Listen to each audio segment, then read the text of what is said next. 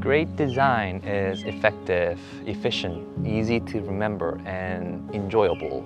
But in my mind, great design is something that everyone can easily learn how to use it. Hi, my name is Young Na, HCI student at Indiana University. My grandmother used to use an old flip phone for about 10 years until my uncle bought her a smartphone. However, we didn't realize that making a transition from a flip phone to a smartphone was a very challenging experience for her.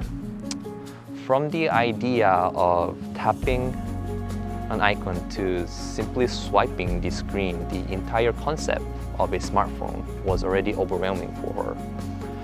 That was when I realized no matter how fascinating the technologies and designs are, if the users fail to understand how to use it, we failed our task. What would be the purpose of the design if we struggle to use the design? Most designs satisfy the majority of people, but what about the rest of the people?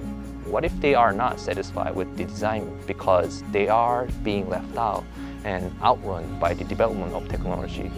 Therefore, focusing on those who are unintentionally left out became my part of design practice.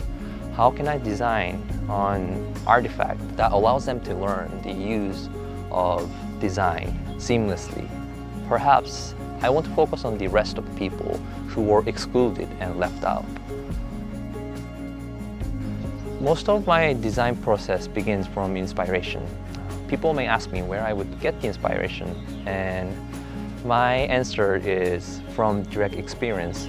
I am not simply referring to the academic experience, but more of personal experience that involves putting myself outside of comfort zone, pushing myself to do something that I never tried before, and in the end, I do over. The amount of inspiration and insight that I gain from this experience is unimaginable. It broadens my perspective, and at the same time, it gives me the side that I never thought of before.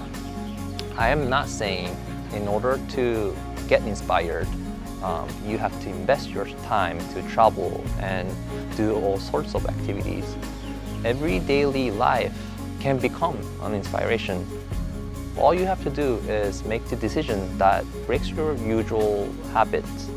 Instead of driving home straight, why not take a detour?